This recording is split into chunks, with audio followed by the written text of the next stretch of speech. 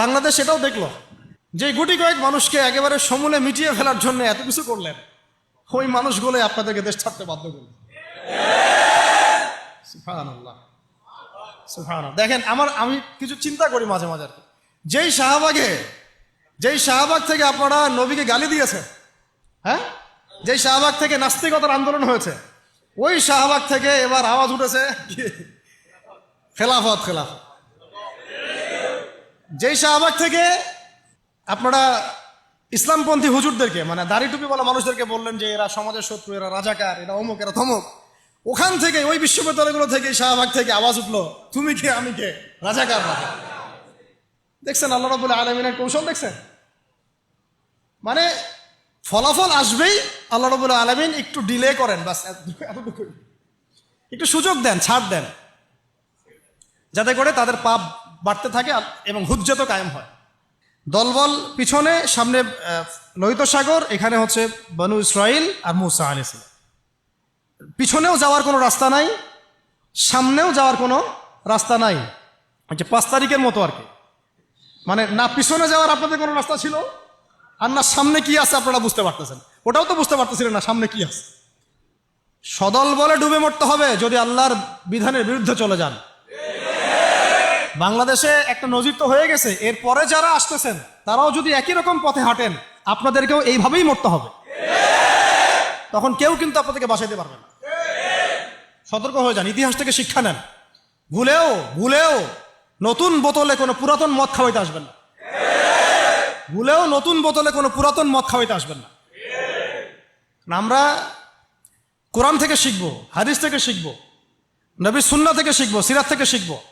বাংলাদেশের মানুষ, আমরা যারা ইসলামপন্থী, আমরা কেউ উগ্রবাদী নই, আমরা কেউই জঙ্গিবাদী কর্মকাণ্ডে লিপ্ত নই, আমরা কেউই কোনো সন্ত্রাসী কর্মকাণ্ডে লিপ্ত নই। এই পশ্চিমাদের শেখানো তন্ত্রমন্ত্রগুলো বাদ দেন। হ্যাঁ, আমরা শুধু এতটুকু চাই, আল্লাহ পাকের জমিনে পুরো ইসলামটাকে আপনারা বাস্তবায়ন করেন। আমরা কি বলেছি ব্যাংকিং সিস্টেম বাদ দিয়ে দেন? বলেছি ব্যাংকিং সিস্টেমটাকে সুদমুক্ত করেন। আমরা কি বলেছি পলিটিক্যাল সিস্টেম এগুলো সব সরাই দেন? আমরা বলেছি এখান থেকে জুলুম সরাই দেন। আমরা কি বলেছি শিক্ষা ব্যবস্থা সব উঠাই দেন, ইউনিভার্সিটি বন্ধ করে দেন? আমরা বলেছি শিক্ষা ব্যবস্থার যে ইসলাম বিরোধী শিক্ষাগুলো, সেগুলো বন্ধ করে দেন। এই কাজগুলো করলে কি আমাদের জাতি পিছায় যাবে না লাগাবে? তো এটা তো আমাদের স্বাধীনতা। আমরা ইসলাম বাই বার্থ ইসলাম পেয়েছি, এদেশের সংখ্যাগরিষ্ঠ মানুষ মুসলিম, এটা আমাদের প্রাণের দাবি। ইসলাম কেন্দ্রিক জীবন গড়ব ইনশাআল্লাহ। এবং আমরা বাংলাদেশে কোনো অমুসলিমের সাথে আমাদের কোনো কনফ্লিক্ট নাই, তারা তাদের ধর্ম তাদের মতো করে পালন করবে। আমার কথা কোরআন থেকে, কোরআনের আয়াত শুনেন। আল্লাহ পাক বলেছেন, ওয়ালান তারদা আনকাল ইয়াহুদ ওয়ালা নাসারা হাত্তা তাত্তাবিআ মিল্লাতাহুম। ইহুদি এবং নাসারারা কখনোই তোমাদের উপর সন্তুষ্ট হবে না যতদিন পর্যন্ত তোমরা তাদের ধর্ম গ্রহণ না করছো। যতই আপনি এভাবে ইলিশ পাঠান না কেন, ইহুদি, খ্রিস্টান এবং মুশরিকদের যে অ্যালায়েন্স আছে, এরা আমাদের উপরে কোশ্চিন কালেও সন্তুষ্ট হবে না। কখন সন্তুষ্ট হবে? যখন আমরা ওদের দাসত্ব করতে যাব, তখন। তাহলে দাসত্বের নাম কি স্বাধীনতা? এটাই কি স্বাধীনতার ব্যাখ্যা? তাহলে স্বাধীনতা শব্দ নিয়েও গাদ্দারি করতে আসেন। আমরা এখন থেকে ছাত্র জনতাকে পরিপূর্ণ ইসলামের দাওয়াত দেব ইনশাআল্লাহ। আমরা না উগ্রবাদী, আর আমরা না সন্ত্রাসী, আর আমরা না চরমপন্থী।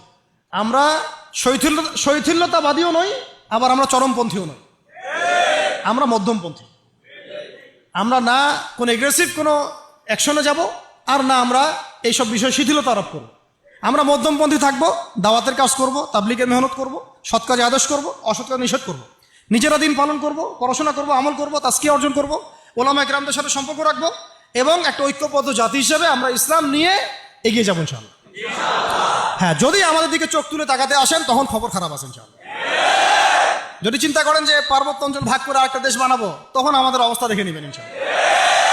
যদি চিন্তা করেন যে আমরা এইখানে চাপ দিয়ে হ্যাঁ বাংলাদেশকে কয়েক টুকরা করে ফেলাবো, এরকম যদি কোনো চিন্তা থাকে, তাহলে বাঙালি এবং বাঙালি মুসলমানদের আসল চরিত্র দেখে নেবেন ইনশাআল্লাহ।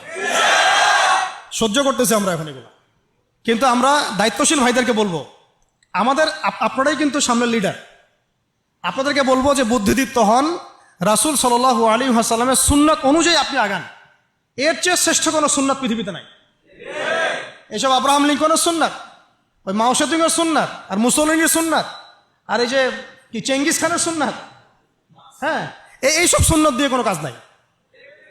আল্লাহ পাক আমাদেরকে নবী মুহাম্মদ সাল্লাল্লাহু আলাইহি ওয়াসাল্লামের সুন্নাত বোঝার তৌফিক দান করেন। তিনি যেভাবে দিন প্রতিষ্ঠা করেছেন ওই পথে আগানোর তৌফিক দান করেন। শেষের অংশটুকু আমি অল্প সময় শেষ করছি। আমি আমাদের উম্মতের মানে এই উম্মতের কয়েকজন বলতে থাকলে 100 জনের কথা বলা যাবে, দেখি কয়টা বলা যায়। জাস্ট কয়েকজন বীর পুরুষ এবং বীরঙ্গনা নারীর রচিত মহাকাব্যের কথা আপনাদেরকে বলবো। আপনার আগ্রহ আছে না এখন শোনা? আচ্ছা, একটা বিষয় আমাদের সামনে স্পষ্ট যে আমরা মুসলিম পরিবারে জন্মগ্রহণ করেছি।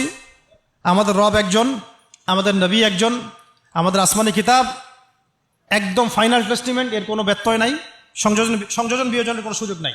সুন্নতে স্পষ্ট, নবীর তরিকা স্পষ্ট, দিন ইসলামও পরিপূর্ণ। নাকি দিন ইসলামে কিছু আছে কিছু নাই, এমনকি বিষয়টা পরিপূর্ণ একটা জীবন ব্যবস্থাকে আমরা কমপ্লিট কোড অফ লাইফ বলি। এটা কোনো ধর্মের নাম নয়, এটা একটা জীবন ব্যবস্থার নাম। ইসলাম শুধু ধর্মের নাম নয়, এটা একটা পরিপূর্ণ জীবন ব্যবস্থার নাম। এখন এইটা নবীজি কি শুধু নিজে আমল করেছিলেন না মানুষকেও দাওয়াত দিয়েছেন? এখন শুধু কি দাওয়াতই ছিল নাকি পুরো দিনটাকে আরবের মধ্যে প্রতিষ্ঠা করে দিয়ে চলে গেছেন?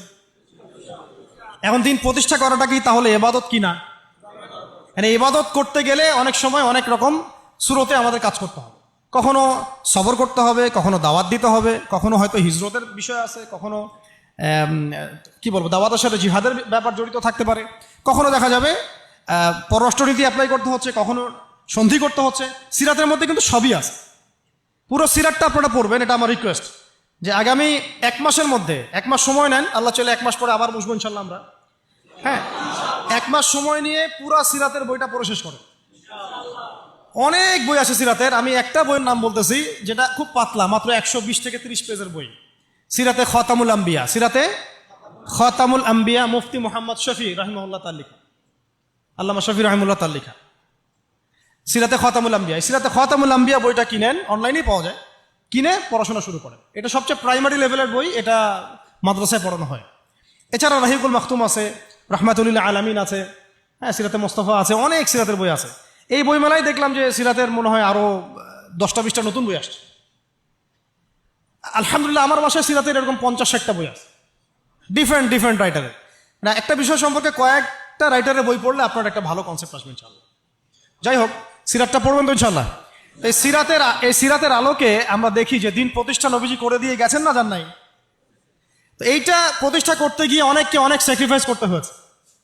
এই স্যাক্রিফাইসগুলো যারা করেছেন তাদের কিছু মহাকাব্য বলে শেষ করতেছে।